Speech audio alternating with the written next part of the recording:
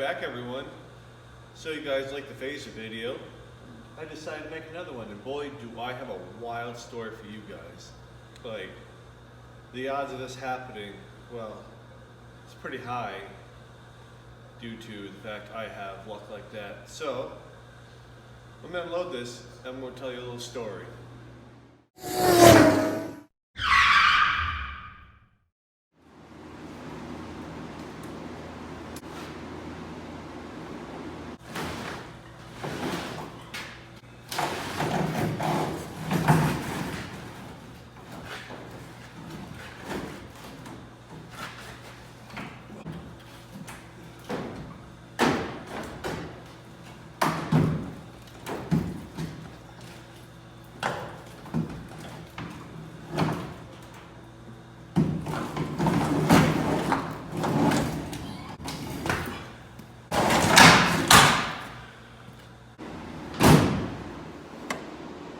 Alright, so story time.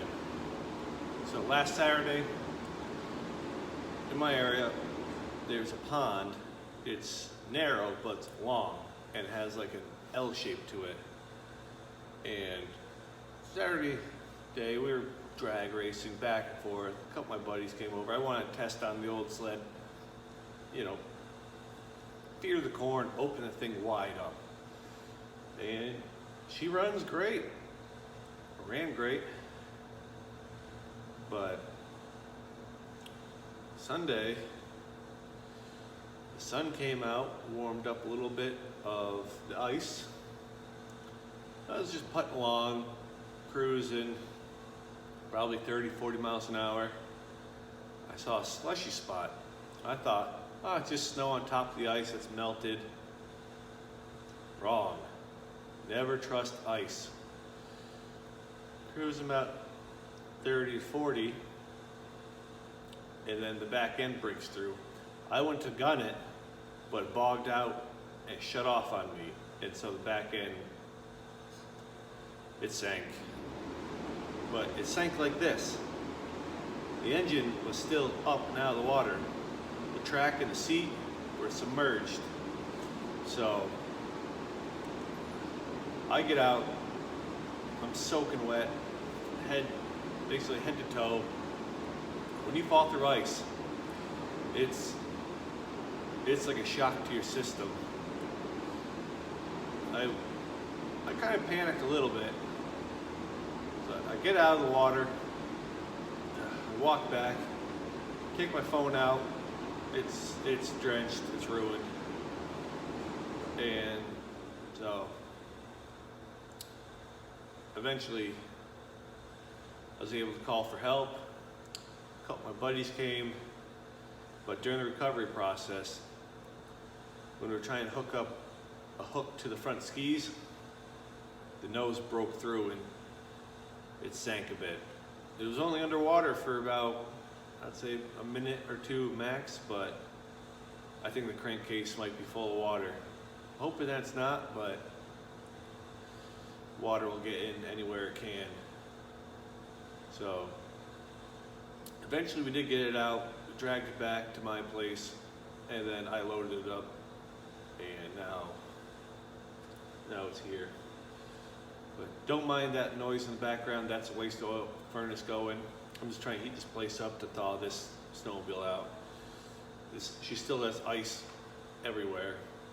So yeah, I'm gonna try to get the water out, and hopefully she fires back up. All right, so here's a walk around of the sled. A little bit of damage mark from where she broke through. Seat starting to thaw out. It's soaked. I'm not too sure how I'm gonna get that completely dry. Maybe over the spring, summertime it'll dry out, but here she is. There's the motor. We're gonna pull out the spark plugs, spray some WD-40 down in there, and just pull start away. Hopefully it's not too bad. Hopefully she'll fire up. This motor's supposed to be pretty resilient, so I've heard. You can see where ice is starting to melt, and And the water's starting to leak out a bit, so that's a good sign. All right, let's get those plugs out.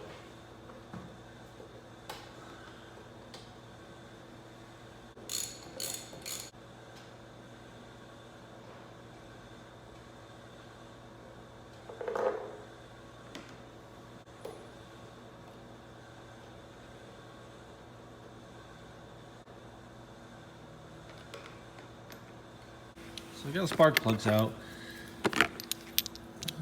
They don't look too bad, but if you're trying to smell the vision,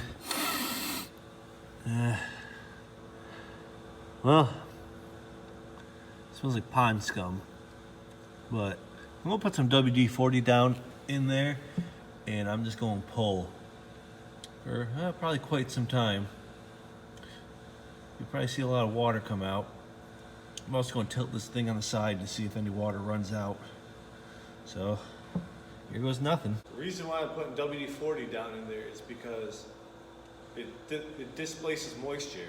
And that's what you want on something that's been flooded like this. So, just going to fill up the cylinder wall with WD-40, let it all soak down, pull away, pull away, pull away, let that WD-40 get in there and try to displace all that water. So this one old timer taught me. I'm gonna go with what he says, because old people are smart like that. So here we go.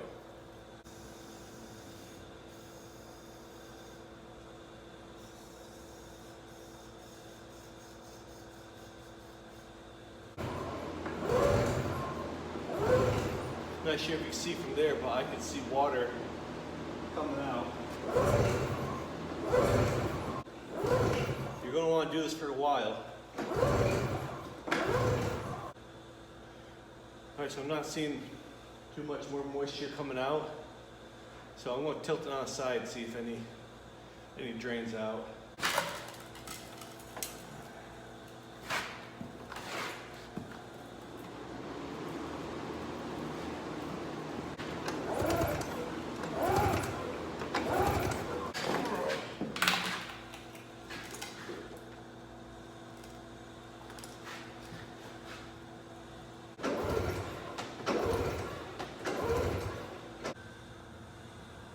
As you can see, a lot of water has run out.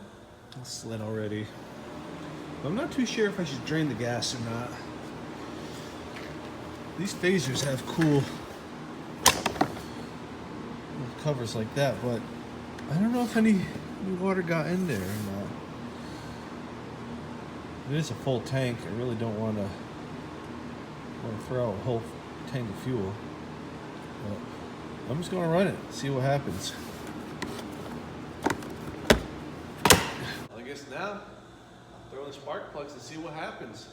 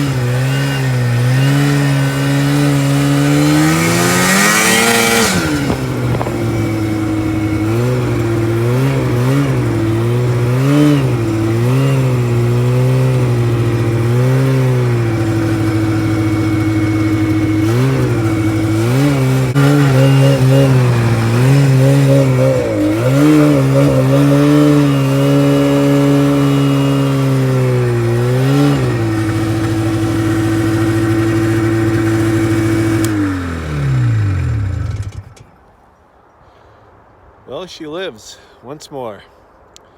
Definitely need to do a tune-up on the carburetor, clean it all out.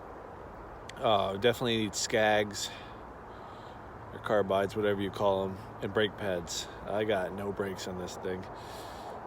So if your sled does go through the water, step one, get it out as soon as possible. That's a given. Step two, take the spark plugs out and start pulling on that string. You don't want that thing to freeze up, lock up, do anything like that overnight. Try to get into a warm spot as well. 3, I guess tip it on its side. See if any more water comes out. Or if it's a 4-stroke, drain oil, all that good stuff. And then I heard transmission fluid down the cylinder walls as well helps out a lot. Haven't tried that yet, didn't have any, so. What else? Get a blanket for the seat, because my butt's pretty wet right now. What else? Yeah, just don't let it freeze up. I think it's like step 5 or 6 or something like that. I don't know. Step like 7 or D or Q, whatever we're on now. You might want to drain the gas if it's been sitting underwater for quite some time. Water and gas don't mix. Might want to change out the 2-stroke oil as well if you have something like this on the Phazer, this kind of setup where you have the reservoir, whatever you want to call it. And if you can think of any more, put it down in the comments. But I think we'll wrap it up on this video.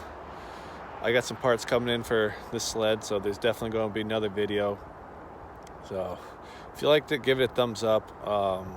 If you haven't subscribed, think about doing that. And I guess I'll catch you on the next one. So see you then. Stay safe. Right on.